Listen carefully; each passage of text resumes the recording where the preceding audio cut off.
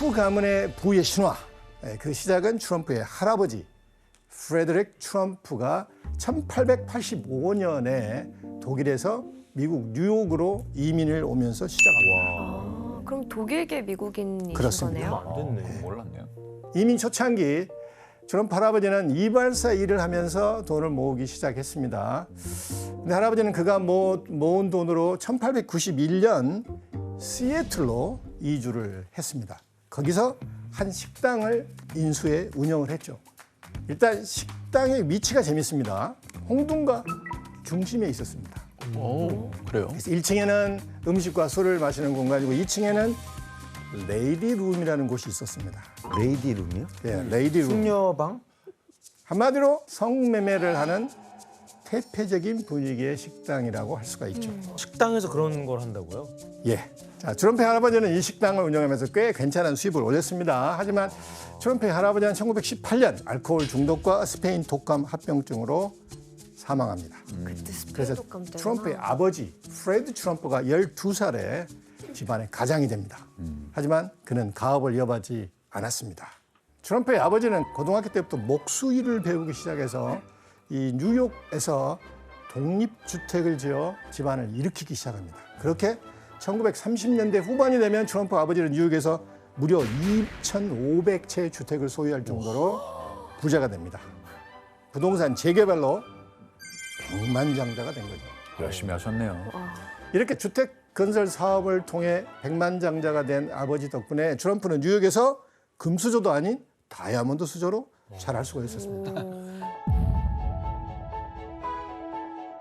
트럼프는 1946년 6월 14일 뉴욕 퀸즈에서 아버지 프레드 트럼프, 어머니 메리 트럼프의 3남 2녀 중 넷째로 태어납니다. 자, 여기서 트럼프 어디에 있을까요? 맨 왼쪽 아니에요? 왼쪽? 눈썰미 좋습니다. 바로 왼쪽이구나. 왼쪽입니다. 닮았네. 지금이랑. 그대로. 아직도 그 네, 캐릭터가 있는 것 닮았어요. 같아요. 뭔가 캐릭터가 있어. 네. 딱 부잣집 도련님 느낌이 나네요. 바로 고철, 낭비 안 되게. 폐지. 빈병, 못 이런 것들을 줍게 재활용하거나 얘다 팔게 한 거예요. 트럼프 아버지는 돈을 벌기 위해선 무엇보다 돈을 아껴야 한다고 믿었던 사람이에요. 아, 검소하셨구나. 예. 난 이게 좋은 것 같아. 그러니까 막 돈의 소중함을 좀 느끼게 해주는 거잖아요. 그런데 트럼프의 아버지가 경제 교육에는 성공했지만 다른 부분에서는 트럼프를 도저히 통제할 수 없었습니다. 과연 뭐였을까요? 아, 여자 문제. 인성교육이 안 됐나? 트럼프는 어린 시절부터 악명이 굉장히 자자한 트러블 메이커였습니다. 무장이었구나. 악동. 예, 악동. 유별난 성질머리로 동네 사람들에게는 공포의 대상이었고 학교에서는 여학생에게 음료수를 뿌리고 괴롭히기 일쑤였습니다. 오. 초등학교 2학년 때는 크게 선을 넘어버립니다. 사고를 친 것이죠. 대체 무슨 일이 벌어진 걸까요? 바로 음악 선생님 얼굴에 주먹을 날렸습니다. 선생님 얼굴이 멍이 든 거예요. 대체 그 이유가 뭐였을까요? 저요? 자신의 회고록에 이런 글을 남겼는데 규현 씨가 한번 읽어줄래요? 2학년 때 나는 선생님의 얼굴에 멍이 들게 한 일이 있다. 어리석게도 음악 선생님이 음악에 대해 아무것도 모른다고 생각하여 주먹을 휘두른 것이다. 그 사건을 자랑하고 싶지는 않지만 어릴 때부터 자립하려는 생각이 있었으며 폭력적 방법을 통해서라도 내 생각을 알리고자 했던 것만은 분명하다. 이 일로 학교 전체가 발칵 뒤집혀졌습니다. 그런데 트럼프 아버지가 학교 이사회 활동을 하고 있었기 때문에 간신히 수습을 하고 아들이 내쫓기지 않도록 이게 수습을 합니다. 하지만 점점 심해져가는 아들의 망나니 짓을 더 이상 묵과할 수 없었던 아버지는 일반 학교가 아닌 군사학교에 보내기로 한 거예요. 그렇게 1959년 13살의 트럼프는 뉴욕 군사학교에 입학하게 됩니다. 엄격한 규율과 통제가 존재하는 군사학교에 보내 트럼프를 길들일 생각을 한 것입니다. 교수님, 그 뉴욕 군사학교는 뭐 좀 다른 특징이 있나요? 예, 이게 이름이 군사학교이다 보니 국가가 세운 이 사관학교랑 이게 헷갈릴 수 있지만 사실은 이 뉴욕 군사학교는 군대식 교육을 도입한 기숙형 학교입니다. 1년에 한 3만 불 정도? 그러니까 우리나라 돈으로 한 5천만 원. 3년만 다녀도 지금 1억 5천이에요. 네, 비싸요. 너무 비싸요. 트럼프는 군사학교를 다니면서 자신을 통제하는 훈련, 리더십 기술 그리고 경쟁심을 높이는 자세를 배웠고 이것이 훗날 자신의 성공의 소중한 토대가 되었다고 해고를 했습니다. 당시 트럼프와 뉴욕 군사학교를 같이 다녔던 친구들도 그가 경쟁심이 넘치는 리더라고 기억하기도 했죠. 앤더슨 씨, 그 트럼프가 군사학교 시절에 특히 잘한 게 있다면서요? 네, 맞아요. 스포츠로 이제 되게 잘하게 됐어요. 거기서 뭐 야구, 농구, 볼링에서 미식축구 거기서 다 대표로 이렇게 대표식으로 이렇게 활동을 했거든요. 그런데 제일 잘한 게 야구. 야구로 진짜 잘해가지고 미국 그 메이저리그에서 두 팀에서 스카우팅을 했어요. 보스턴 레드삭스하고 필라델피아 필리스. Really? 메이저리그에서요? 메이저리그에서요? 네, 우와. 진짜 대단한 사람이었대요. 야, 근데 신체 조건이 좋으니까 또. 야, 메이저리그에서. 이렇게 스포츠에도 이게 뛰어난 실력을 선보였던 트럼프 덕분에 그 또래 여학생들에게 인기가 높았습니다. 동기생들의 목격담에 따르면은 트럼프는 주말마다 다른 여학생들과 팔짱을 끼고 교정을 걸어 다녔다고 해요. 그 수가 너무 많아서 마치 회전문 같았다고 얘기를 했습니다. 넓고. 대단하신. 이게 뉴욕 군사학교의 졸업 앨범인데 트럼프의 사진과 함께 레이디스 맨이라고 써졌죠. 일종의 인기 투표에서 1등을 차지한 거죠. 야. 이렇게 뉴욕 군사학교에서 화려한 학창 시절을 보낸 트럼프. 이제 군사학교 졸업 후 이제 트럼프는 자신의 진로를 선택해야 할 순간이 찾아옵니다. 그의 선택은 뭐였을까요? 아빠의 길을 따라가는 예, 거예요. 촉이 좋습니다. 아버지를 따라 부동산 업자가 되는 거였습니다. 10대 시절에 트럼프는 아버지에게 부동산업 전반에 관한 과정을 보고 배우면서 부동산업에 꽤 흥미를 느꼈다고 그래요. 그래서 트럼프는 부동산업자가 되겠다는 목표를 이루기 위해서 18살에 뉴욕 포덤 대학교의 경영학과에 진학을 하게 됩니다. 이렇게 본격적으로 경영 공부를 시작한 트럼프는 2년 뒤 세계적 명성을 자랑하는 펜실바니아 대학 경영대인 와튼 스쿨에 편입하게 됩니다. 경영학 중에 그 명문 중에 명문. 세계적인 명성 자랑하는 그런 사람들이 있는데 일론 머스크 또는 워렌 버핏 여기서 다녔어요. 와, 둘로 끝났는데? 트럼프까지. 와, 3명. 와, 돈이 다 많은 사람이잖아. 다 부자.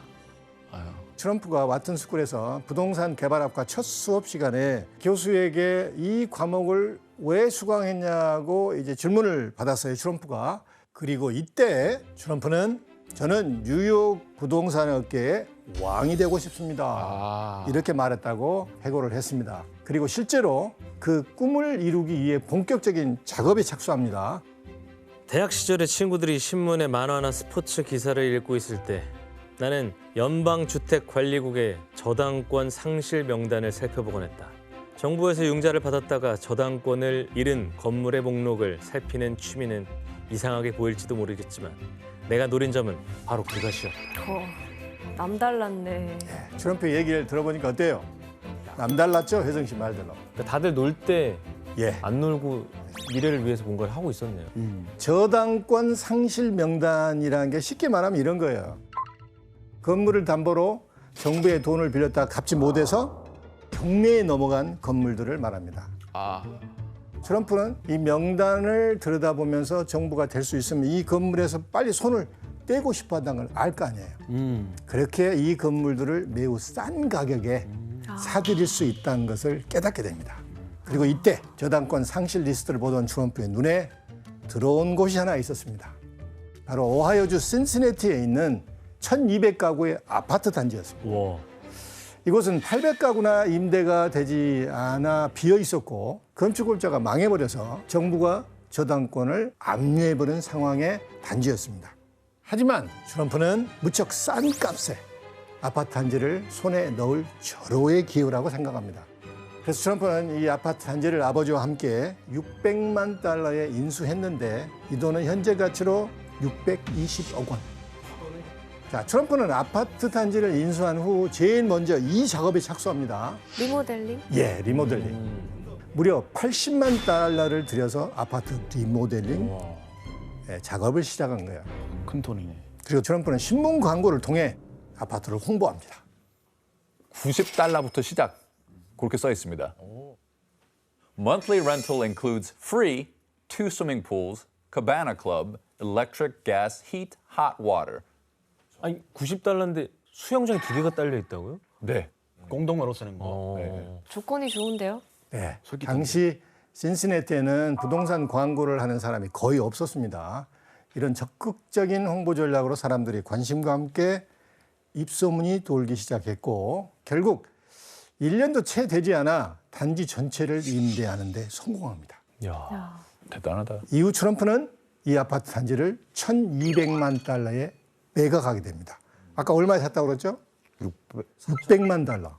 그러니까 2배가 되는 네. 돈을 번 것이죠. 외로. 크리스 씨, 그러면 트럼프가 어린 나이에 그래도 부동산 사업에서 되게 성공을 한 거네요? 그렇죠. 그 트럼프 입으로도 내가 최초 벌인 큰 사업이다, 성공했다 이런 자랑 많이 하고 다니셨는데 또 한편으로는 아빠 돈이 많잖아요. 그렇죠. 아빠 찬스 샀다 이렇게 평가하는 사람들이 많아요. 그렇구나. 이렇게 트럼프가 부동산 사업에서 남다른 재능을 발휘하자 그의 아버지는 자신의 사업체를 둘째 아들인 트럼프에게 물려주기로 결심하게 됩니다. 결국 1971년 트럼프는 25살의 나이로 아버지의 기업을 물려받게 됩니다. 그러면서 기업명을 트럼프 오르가니제이션으로 짓게 됩니다. 이로써 트럼프는 자신의 성을 딴 트럼프 기업의 CEO로 등극하게 된 거죠. 대단한 걸? 자, 트럼프는 이후 기업을 순조롭게 이끌어 나갔고 그 덕분에 1973년 27살의 나이의 아버지로부터 뉴욕에서 관할하는 14,000여 채의 아파트를 물려받게 됩니다. 당시 트럼프가 소유한 뉴욕 아파트의 평균 월세가 한 250달러 정도 된다고 그래요. 지금 우리 돈으로 한 달 월세만 47억 원 정도를 번 거예요. 그리고 이것이 괜찮아. 트럼프 성공의 시드 머니가 되었죠. 그냥 만족하고 살 법도 한데 뭔가를 더 한 거 아니에요? 그러니까요. 그런데 이렇게 승승장구하던 트럼프 앞에 어느 날 뜻밖의 위기가 닥치게 됩니다. 1973년 10월 트럼프 기업이 공정주택법을 위반했다는 혐의로 고소를 당하게 됩니다. 아파트 임대를 해주지 않았기 때문입니다. 인종차별이었구나. The Department of Justice, charging discrimination against blacks in apartment rentals, brought suit in federal court in Brooklyn yesterday against the Trump Management Corporation. The government contended that Trump management had refused to rent or negotiate rentals because of race and color. 그렇다면 이런 고소 내용에 트럼프는 어떻게 반응했을까요? 내 마음이야. 내가 진 건물이야. 내가 만들었는데 왜 네가 뭐 이러라 그래? 뭐 이런 거 아니에요? 예, 약간 그런 분위기였습니다. 트럼프는 오히려 정부를 상대로 1억 달러의 손해배상 청구를 하는 소송을 냅니다. 전혀 위축되지 않은 거네요. 백인이건 흑인이건 간에 집세를 낼 수 있다고 판단되는 사람들에게만 집을 임대하는 건 집주인의 고유 권리라고 주장합니다. 트럼프를 정확히 이해하고 계시네요. 그런 스타일이에요. 하지만 이 소송은 결국 기각됐습니다. 이 사건은 트럼프가 흑인 신문에 임대 광고를 싣고 빈 아파트의 일정량을 입주자의 수입에 상관없이 먼저 임대해 준다는 조건으로 이렇게 마무리가 됩니다. 근데 앤더슨 씨, 네. 그 트럼프 집안에 실제로 인종차별주의자로 의심되는 사람이 있다면서요? 네, 있습니다. 있어요? 네, 실제로? 네. 트럼프의 아버지 프레드 트럼프가 1920년도에 KKK라는 그런 그룹에 있었거든요. 백인 우월주의자들, KKK. 설마.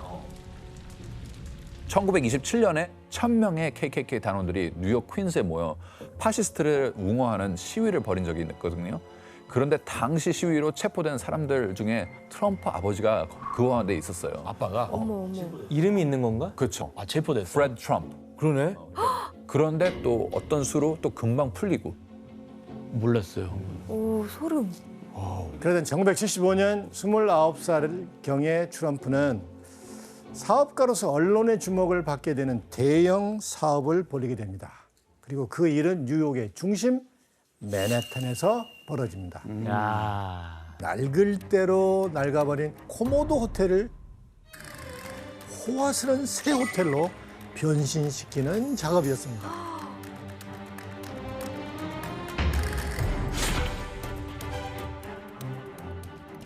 당시 코모도 호텔의 재정 상태는 심각한 상황이었습니다. 적자가 너무 심해서 수년 동안 재산세를 내지 못하고 있던 상황이었어요. 심지어 세금 미납액만 600만 달러에 이를 정도였습니다. 그럼 트럼프가 이런 다 망한 호텔에 투자하는 것을 보고 그의 아버지는 뭐라고 했을까요? 정신 나갔니? 네가 집안을 말아먹으려고 그러는 거. 아버지 프레드 트럼프는 코모도를 사겠다는 발상은 침몰하는 타이타닉 갑판에서 자리를 차지하겠다고 싸우는 것과 뭐가 다르냐면서 반대를 했습니다. 하지만 트럼프의 생각은 달랐습니다. 트럼프는 코모도 호텔의 위치에 주목합니다. 뉴욕 중심가인 42번가와 파크 애비뉴에 위치하고 그랜드 센트럴 터미널이 인접해 있기 때문에 위치는 최고네요. 위치상으로 장래성이 있다고 결론을 내린 거예요. 한복판. 그래서 트럼프는 자신의 생각을 곧장 실행에 옮깁니다. 호텔을 1,000만 달러에 구입하고 적어도 7천만 달러 이상을 투자해서 대대적인 보수 공사에 들어갑니다.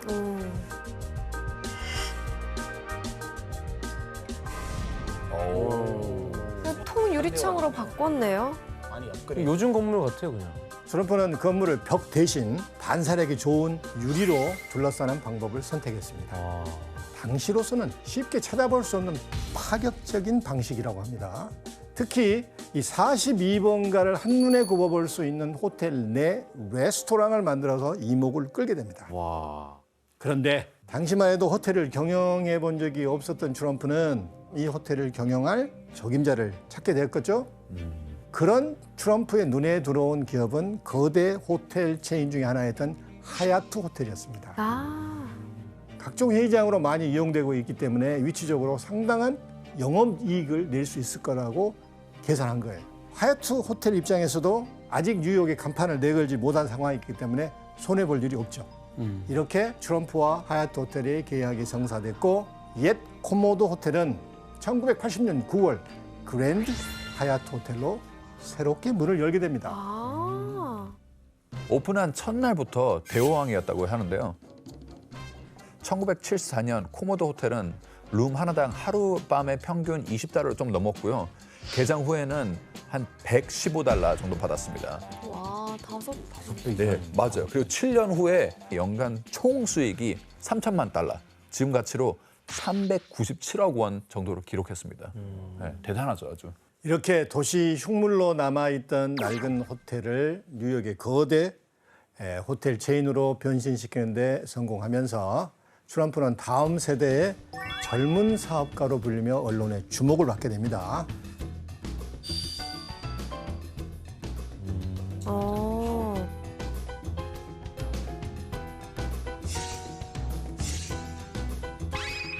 와.